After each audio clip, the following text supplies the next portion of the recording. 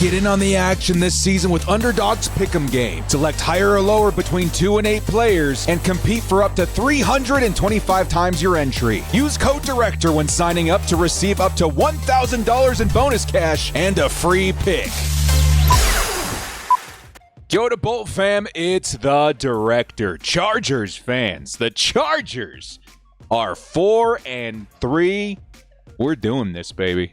We're doing this. Of course, I would like to see the team end up a little bit better with the top of the schedule being a little bit easier, right? But 4-3 is a heck of a start, right? First year for Jim Harbaugh. Things are going to get a little bit tougher going forward. Maybe not this game, though. We're going to talk a little bit more about the Chargers at Browns. Is this week 9? Oh, my Lord, it's going by too quick.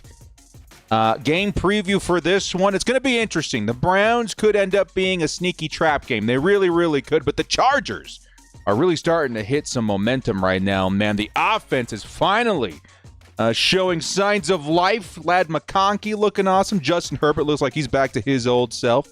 The coaching has looked like they have adjusted to the strengths of the offense. And right now, this 4-3 Chargers, they look like a legitimate threat to make a postseason appearance. I think they're like 70 or 80% likely to make it in at this point. And if the Chargers offense continues to improve the way they have been, watch out for this team in the postseason, man. So we're going to talk a little bit about this matchup between the Browns and the Chargers. Lots to go over in this one because it's a really important one for the Chargers to walk away with the dub on for very many reasons, including perhaps helping out the Chargers in terms of making a trade before the deadline this upcoming weekend. Now, before we do get into all that, man, shout out to the sponsor, Underdog Fantasy. Use code DIRECTOR to receive up to $1,000 in bonus cash. Check out what I did this last week, man. On Thursday Night Football, Halloween, I'm running around trick-or-treating with my son, and meanwhile, I'm looking at Thursday Night Football on my phone. Man, we walked away with an awesome 5-4 $3 holla on that one, man. Definitely take advantage of the free pick if you're new around here, man. It's a great way to have fun while also supporting my platform. Before we do kick off, hit us up with a like and sub if you do enjoy this Chargers content. The small amount of time you guys take to hit the like, sub, and bell notification helps me out a lot. Let's get into it, baby. Lights, camera, action. Who's got it better than us? Into the end zone, Charger fans are witnesses to history.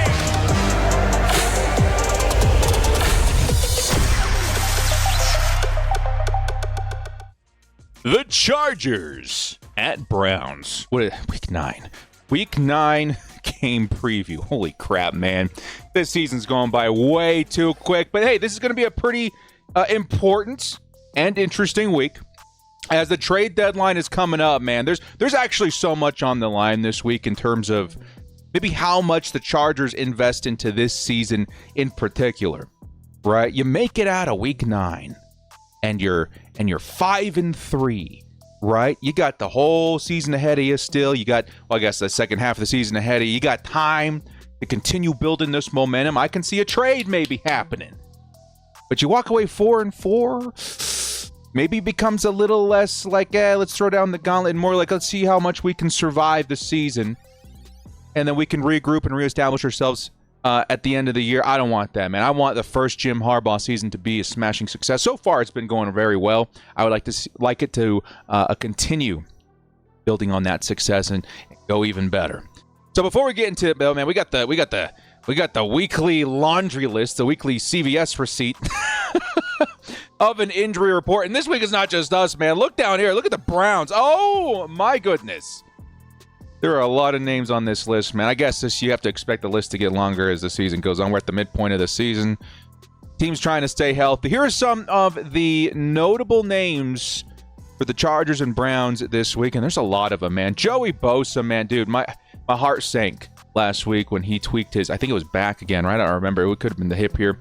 And then going back to the sideline. Of course, he was on a snap count last week, so we were expecting him to see some time on the sideline. However, Coach Harbaugh has stated that we do expect to see more of a workload for Joey this week, which could be very exciting. He is listed as questionable, but I would more likely expect him to play this week given Coach Harbaugh's comments. DJ Chark, who was activated, is it coming on 2 weeks now? Like literally the deadline is next week. Okay, so he's either playing this week or next week, and there's no ifs, ands, or buts about it.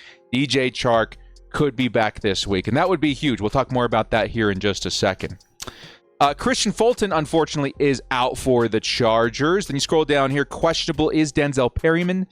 That could be an interesting one to watch out for, as Nick Chubb is someone you'd like Denzel Perryman to be able to defend against this week. Out is also Brendan Rice. He's dealing with a shoulder injury, which, of course, we haven't seen Brendan this season anyway, at least in a very limited amount. And then Stone Smart also doubtful for this week, so you're likely going to see a little bit more of that Tomlinson dude. Not that Tomlinson dude, the other Tomlinson dude, who, in all fairness, I think has been praised as a decent blocker. But, man, dude, to me, every time I see his name, there's like a penalty being thrown. There's a block or something being missed, or a ball being dropped or something like that. I don't know. Pick your poison, I guess. That's the Chargers laundry list. Hopefully, and again, this is, filming as the final game statuses have been, released. It helps quite a bit, so we don't have to speculate as much. But still, it's quite a few names to keep an eye on. Then comes the Browns, man. And again, they've got a whole list of players as well. A lot more limited practices with like unstated game statuses, right? You got Joel Petonio. He was limited all week. I guess he's playing, and that's a big offensive lineman for them. They got other limited guys down here. Jerry Jeudy, now they don't have Amari Cooper. I mean, I guess he's playing. David Njoku, I guess he's playing. I don't know. The guys to really look out for, though, Jordan Hicks out. Decent middle linebacker for them.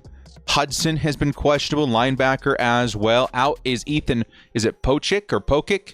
Or excuse me, not the center. It's actually Jeremiah Owusu-Koramoah. I know how to pronounce that particular name, as I wanted him during the draft that season. He is out, and he's a very talented linebacker, so that's definitely going to be one the Browns are missing. And then also questionable, and this one could be pretty huge, man. Denzel Ward, who's going through concussion protocol. I don't know if he's been cleared or what the situation is there, but that is definitely their top corner, and he's one of the better corners you'll find in football. So there you go. That's the injury report. Lengthy, as always, this week. Also lengthy on the opponent's side, which is definitely going to be interesting to see how everything shakes out. All of these guys who are eliminated or whatever. Is anybody going to be on snap counts? Are there going to be, situations like what we see with the Chargers? If they're in, they're out, they're looking at the trainers, whatever. I don't know. It's going to be an interesting one this week because I do view the Chargers and the Browns as of late very similarly minded, organizations in terms of the identity that they're chasing. The Browns have, for a while now, been a very good, ground pound football team. The era of Nick Chubb has been pretty impressive in Cleveland, and more or less, they've been pretty successful behind that, man. I mean, if you've been a Browns fan, I'm guessing the past 4 or 5 years, you've been more or less pretty happy with the direction the team has been going. Maybe not right now, but, it's been a good, solid, a handful of years, especially when compared to all the other seasons beforehand, in which I recall the Browns being pretty terrible. They more or less have the identity that Jim Harbaugh is trying to create for the Chargers in this new era for the Bolts, too. They want to run the football. They want to be a tough team on defense. They want to be a ground pound, old school style offense. Like, it does resemble quite a bit of what you're kind of looking in the mirror, right? And it kind of reminds me of a couple of games that we played this year. We had the Pittsburgh Steelers, who do carry a similar sort of mindset. You got the Baltimore Ravens coming up soon. It's definitely interesting how the schedule lined up in that way. But it should make for a pretty fun game. One that I think the defenses on both sides are going to get plenty of big playability. But also one that does carry some significance for the Chargers and the Browns in terms of a potential trade. Now, you guys know me. I've been talking about a potential David Njoku to LA for a few seasons now. I even went back and I found, back when my old Twitter handle was Kiwi Filmmaker. You guys remember that? I did a jersey swap way back when of David Njoku in powder blue. Actually, I think it was the Navy uniforms for that. Anyway, I would love David Njoku on the Chargers. I think an awesome tight end weapon for Justin Herbert unlocks a whole lot on this team. But it's not just David Njoku we're talking about. It's other Browns. I think the other one, Greg Newsome, is also a great, target for the Chargers. Of course, and again, like I mentioned, and why I stated this, the Browns and the Chargers are very similarly built. There could be names that we're not mentioning that aren't on the surface that the Browns team could offer the Chargers, or the Chargers could pursue from the Browns, and would be a good fit. I really do think most players from, the Browns would be a good fit for the Chargers. And here's how the situation breaks down in terms of likelihood of trade, right? The Chargers, like I stated at the top of the show, if they make it out of this game 5-3 and the season's looking strong and the offense looks good, could use a little bit of help. Now it's time to throw down the gauntlet a little bit. You need help at corner a little bit. You need help on offense a little bit. You got guys from the Browns that could be of service. Like at 5-3, heck yeah. Let's continue this momentum. Let's grab, in my opinion, players that would not just be serviceable for this year, but for several years in Greg Newsome and or David Njoku, and then other guys that aren't mentioned, and really, get the season on at 5-3. Like that's a really good record to build on for the second half of the season. And then on the flip side, the Browns, who are 2-6 and are in cap hell next season, thanks to their franchise quarterback, Deshaun Watson, who's going to be hitting for $70 or $80 million next season alone. Imagine that, fellas. $80 million in 1 year going to an injured quarterback who's not been playing that well. It's a bad money situation for Cleveland. You add all that up, the Chargers more likely to make a trade. The Browns more likely to also make a trade if they're, 2-7 at that point. I think that likely breaks the will to fight on for the Browns, and it could be trade time. And whether or not there's some bad blood from the game that stops the Browns from wanting to trade with the Chargers, I don't think that would be the case. It really does help your situation a lot. If you're the Chargers wanting to make a trade, 5-3 is a lot better. And if you're trying to trade with the Browns specifically, they are more likely going to trade with a 2-7 record than a 3-6 record and some momentum behind Jameis Winston all of a sudden. So it could be a pretty big game just before the trade deadline for the Chargers. That is something, a narrative to follow very closely, because we could definitely see some new faces if the Chargers make it out of this week 5-3.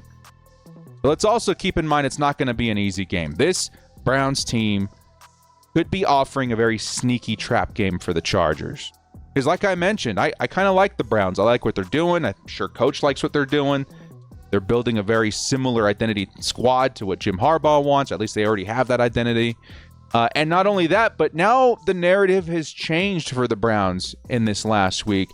2 weeks ago, you had Deshaun Watson, which, he's carried a pretty negative energy and aura and story around him for pretty much the past couple of seasons, and he had not been performing, and Browns fans were pretty upset about it. And Deshaun Watson makes his exit a couple of weeks ago due to injury, and then in comes Jameis Winston, the backup.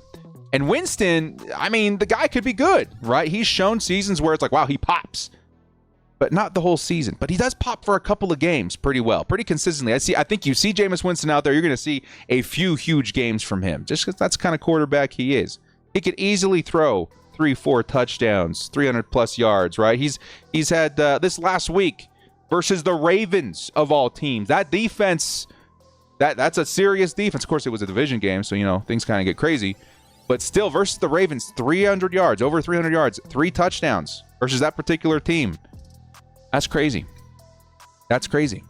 They also got Nick Chubb, who's getting revved up. He just came back from IR. He's more or less been the star on offense for them for however many years now. That's something the Chargers got to keep, account of. And their defense is still very good. I think the Browns are one of the best in terms of pressure. You've seen, one of the best, if not the best, pass rusher in football, Myles Garrett. He's up against us this Sunday. So yeah, it could be a more difficult game than it looks on the surface, right? They could be without some players. There's some injury things. There's a new quarterback situation. Sure, they've not lived up to expectations being a 2-6 team, but it could be a trap game. So the Chargers got to keep their wits about them, because this is still a sneaky good roster. Let's also keep in mind, as cool as this storyline is about Jameis Winston coming and playing quarterback, and it's creating a different kind of aura and vibe on the offense, and honestly success last week, this is still Jameis Winston we're talking about. Who again, threw for 300 yards, 3 touchdowns last week versus the Ravens. That's crazy. That's good. That's awesome. Good for the Browns. But Jameis Winston in the past has also been just as easily, gone crazy with interceptions. You guys remember that season? Was it 30 touchdowns, 30 interceptions, something like that? Insanity for Jameis Winston. And that really has traveled with him everywhere. Kind of depends which version and which week you're going to get him.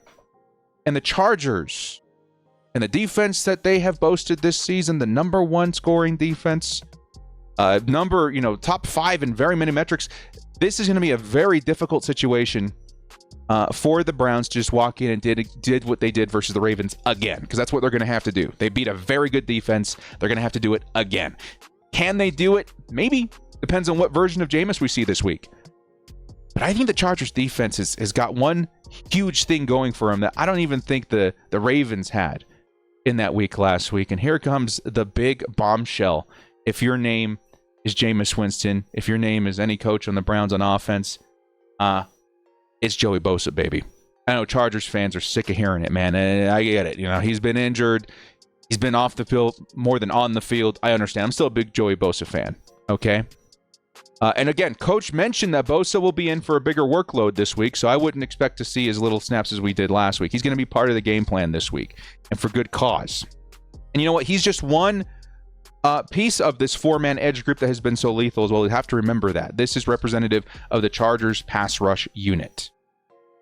The Chargers are an awesome pass rush team. Yeah, maybe the stats don't reflect it, but they've faced a number of mobile quarterbacks this season, which has kind of masked that stat for them a little bit. Don't be mistaken. They have been awesome and insane at consistently generating pressure, despite the middle of the pack sack number. Right, they are a very good pass rush team. And Jameis, I guess, could have a little mobility, but definitely not as much as we've seen in Pat Mahomes, in Kyler Murray, right, in Justin Fields. Like, there's been a whole lot of scrambling away. And the Chargers' one big drawback this season has been the tackling a little bit. Tackling needs some work. Despite being the top defense and scoring this season, the tackling needs a little bit of work, and that also has worked against the Chargers' sack totals. But this week in particular, you can change that. You got Joey Bosa back, right? You got yourself a very consistent pressure group, right? You got a new quarterback that you're throwing up, or that's going to be thrown up against you. That's going to help out a little bit, right, in terms of opportunity. But also the Browns' offensive line is going to offer a very unique and interesting opportunity for the Chargers' defensive line this week. Because despite having a once fantastic offensive line, the Cleveland Browns, which, they've got some studs out there, the Browns have given up the most sacks this season with a staggering, I think it's 37. I wrote 47. I think it's 37 sacks this year. 47 would be ludicrous. 37 is still ridiculous. And that is something that I'm sure played into effect when Coach Harbaugh was like, oh, yeah, definitely. Let's get Bosa back in. This is the week. This is the week he's going to get his confidence back. He's going to have a good opportunity to get in there, and we're going to need him. Right? It's a good team. It's a crap game. We're going to need all the help we can get at pass rush, and that's going to be really the Achilles heel of this Cleveland Browns team. That the worst statistic, I think, for their team is 32nd in sacks allowed, and man, we want to take advantage of that, and the Chargers are very well equipped to make that happen. Behind Bosa, Mac Tooley, Bud Dupree, right? The Chargers, they could really become that juggernaut in the pass rush stat that we've all expected this season, this week. And I think it's going to play a pivotal role in the Chargers' likelihood of walking away with the dub. You guys want to know how bad the offensive line for the Browns has been this season? The Giants, I think it was 2 weeks ago, logged 8 sacks in one game versus the Browns. Oh, director, it's an outlier. It's a freak game. Nah. Just a few games before that, the Washington Commanders logged 7 sacks in one game. And both of those teams, they do have some studs, right, in terms of pass rush. But I would argue that this is the most difficult pass rush that the Cleveland Browns have faced this season. And walking in with that stat has got to be intimidating. I wouldn't be shocked if the Chargers logged at least, I'm going to say the floor for me this week is 4 sacks. I'd be disappointed if the Chargers didn't get at least 4, right? But I mean, the ceiling could be as high as, I don't know, the Giants' number, 8. 8 would be insane. Anything above that would be ludicrous. But I mean, 8 is definitely in the realm of possibility. They've hit close to that number twice this season. And now the Chargers, who have the best pass rush on their schedule, in my opinion, so far, I think they're going to feast. And again, like we say all the time, there's a trickling effect here, right? What starts at the ground level is going to affect everybody else at other levels. Linebacker, defensive back, interior defensive line. I think it's going to help a lot on this defense, who's already been awesome. But more in particular, the secondary. A secondary that is ready. And this is what blows my mind. The Chargers, yes, Christian Fulton is out this game. We saw that in the injury report. We don't have Asante Samuel Jr. right now. He's an IR, right? Despite that, though, this team's been pretty good. Like, the talent at DB, it's been surprisingly deep for this team. Jasir Taylor, he was just graded as a top DB, top nickel in the NFL. I think it was a PFF. I don't remember. But he's got a really good grade. He's been playing awesome this season. That's great. We kind of expected that from him, right? Not expected that completely, but like he's really showed up this year, which is awesome. Then you got the rookie sensations that you're seeing on screen right here. You got Cam Hart, who's been insanely good on the outside. My word. I mean, I was excited when we drafted him, and I saw the potential, and I felt maybe we get to this point at some point, but like this is middle of his rookie year. He's going bananas, man. He's shown the physicality that we wanted to see out of him. He's been showing the coverage ability, speed, all that kind of stuff. He's been awesome on the perimeter. I've been very impressed by Cam Hart. And then Tariq Still, who's been playing a lot in the nickel. My word, has that dude been a stud. Some of the biggest plays we've had in terms of pass defense have come from Tariq Still this season. Been awesome. And then, of course, you got guys like Derwin James, Alohi Gilman back there at safety. Like the Chargers secondary, despite the injuries and despite the question marks at the top of the offseason, is awesome. And then you pair that with the segment that we just had. You pair that. They've been good. They've been great. I think they've got, I wrote it down over here. They've got how many interceptions this season? Man, I didn't write it down. I think they have 6, actually. I think they have 6 interceptions this season. You pair that with the fact that the pass rush of the Chargers defense is probably going to go bananas this week. You're going to see some opportunities for these guys to step up and have a shot at an interception or two. And I think the Chargers are going to impress this week. I really do. Defense, I think, is going to have a really good day. I think defense is going to be just as fun to watch as the offense. And I think we're going to see some nice turnovers via the secondary and obviously the pass rush this week. It'd be awesome. Now let's move over to the Chargers offense. Featuring a Justin Herbert that feels reborn. Man, that last week was so much fun. The week before that was even funner, right? Of course, we'd like to see more touchdowns. But Justin Herbert more or less feels like he's back. We got to fix the red zone offense a little bit, but my word. That last week with Ladd McConkey, that breakout game, oh man. We are so back, baby. We are so back. That was so much fun. The Chargers offense really does feel like they've taken enormous steps forward from the previous, what was it? I don't know. It was like the first 4 games of the season. It was slow. It was a very slow start. In particular for Justin Herbert. In those games, again, the first 4 games, he threw for under 200 yards a game, which was very uncharacteristic for Justin Herbert. Chargers fans know this. We expect 2, 3, in some cases 400 yards in any given week. Under 200 a week for 4 weeks, yeah, that was definitely not normal. Since then, I feel like he's back to his old self, man. He's been on fire. Last 3 weeks, he's thrown for 237 yards, 349 yards, 279 yards. He's back, baby. It feels like this offense really found its footing once again, and it really, honestly, I get it, right? They're trying a new thing. They're trying to get the run game going, establish a new identity on offense, and I don't know if it quite worked to what their standard was. So now they're kind of leaning back again into Justin Herbert a bit, while they continue to assemble the pieces necessary to execute that game plan. But till then, man, you got Justin Herbert, who's been on fire. Matter of fact, he's been ranked the highest graded player in the NFL, I think, per PFF these last 3 weeks. I think it was something like a 95 grade, something like that. Isn't that nuts? Justin Herbert.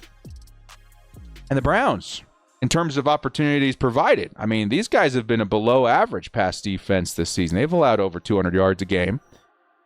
The run defense, which I'm hoping, again, Chargers find a way to improve that stat a little bit.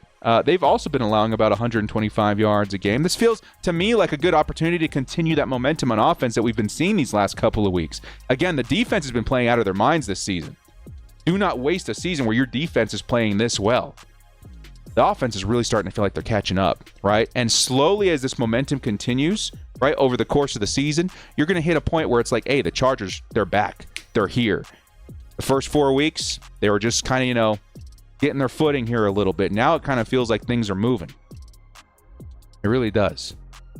So yeah, it feels like another Herbert game for me a little bit. The run offense needs a little bit more help. It needs a little bit more consistency in terms of execution too. I would love to see them improve there, but it does feel like a Justin Herbert game is brewing once again in Cleveland. All right, last couple of segments, something to keep an eye on this week. Very exciting. The Chargers, who have been riddled by injury, particularly in the pass catching category, they're going to see some reinforcements this week, right? And it's a major influx of help is something that this offense really needed a couple of weeks ago. They've been surviving without it and thriving in this last couple of weeks without it. But now here comes the help. Sure, Hurst isn't the best tight end in football, but man, he's had a lot of time with Justin Herbert over the offseason, right? Let's get him back on the field. You got DJ Chark, again, like I said at the top of the show, who might make his debut this week. Could wait until next week, but that would be a huge help. Guys, I was at training camp. I watched that connection. Chark would add a lot to this offense in terms of a perimeter threat. And what happens when you got a legitimate perimeter threat? Guys underneath have a lot more space to work, right? You got your run game improving on the outside with J.K. Dobbins. You got, of course, Ladd McConkey. You got Quentin Johnston, who we're going to talk about here in just a second. Even guys like Josh Palmer, right? These guys that work underneath are going to see a lot more room when you've got even one legitimate perimeter wide receiver like DJ Chark. He could be a pretty big guy making his debut this week. And then, like I mentioned, you got Quentin Johnston back, who's had an awesome follow-up season, right? Last season, awful, right? Everybody kind of lost faith in him. Well, he's proven much more valuable this season. He's been like Ladd McConkey, a guy that works inside, works underneath, and finds a lot of yards after the catch, and a guy who continues to develop into what I'm going to assume is going to be a solid wide receiver 3 or 4, or excuse me, 3 or 2 or 3 in the future. But as for the now, yeah, we needed him back desperately. He's coming back this game. Then you got special team expert Darius Davis making his return. Again, Hayden Hurst is coming back as well. That's 4 potential returns for the Chargers offense this week. That once again, like I stated, is starting to find its footing, starting to find some momentum. This could propel them even further forward, right? But no player on that Chargers offense, I think, helps propel the offense more forward, besides Justin Herbert, than Ladd McConkey. Ladd McConkey, last week's performance, as a Chargers fan, I don't think I'm ever going to forget that.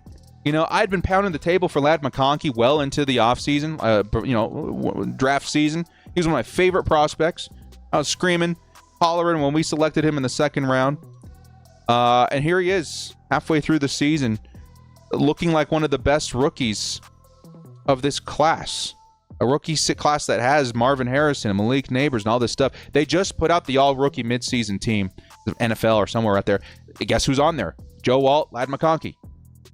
And McConkey, with last week's performance, man, dude, you get this momentum going. You get this connection established. You get the trust, even a sliver of the trust that Herbert had in Keenan Allen established on this offense. I mean, you're looking at a very dangerous pairing here all of a sudden, man. Ladd McConkey last week, 100 yards, 2 touchdowns. Insanity. He went off, and he's beginning to separate. Ladd McConkey beginning to separate himself as Herbert's go-to target. I believe, again, that's going to continue here versus the Browns. Sure, the Browns secondary is not as bad as the Saints. I get it, right? He's going to face guys like Grant Delpit and Greg Newsome. But I don't care, man. His breakout game last week showed us that his potential is real. Separation, speed, all that kind of stuff that got us excited. It's all real. And I think we're going to continue seeing it in this week's game, which I do expect to see Herbert and Ladd McConkey continuing that, I'm not going to say dominance, but growth, right? They're going to continue finding that chemistry. With all that being said, what I think is going to be the end result here, where I got the Chargers, no shocker here, winning this game, being the Chargers YouTuber I am. The score, though, I'm going to have the Chargers scoring 19 points to the Browns 10. The Browns 10. Now, again, the Browns could go crazy. You can have one of those Jameis Winston days. Maybe they're in the 20s, and the Chargers got to step up on offense a little bit. But for the most part, this feels like a defensive-oriented football game. You got a great defense in the Browns, who have Myles Garrett, some good DBs, the tough, physical. Like they've been good for a few years now, and I still think for the most part they're the same defense. The Chargers defense, though, they're the best in the league still. Another week going, right, in terms of scoring. And I think that's going to be the full display you see this week. I think you still see Herbert going out there, putting up points, taking control of this game. Chargers have another opportunity to try and establish the run. Let's see how much success they have this week. But I think a 19-10 score, as conservative as it is, I think is reflective of how the Chargers want to win. And I think it's a very realistic expectation for the Chargers to march into Cleveland and take a dub and and improve to 5-3. I really do. Well, guys, let me know your score predictions in the comment section below. Some of the favorite players you're looking forward to this week. I'm looking forward to me some Ladd McConkey, Joey Bosa.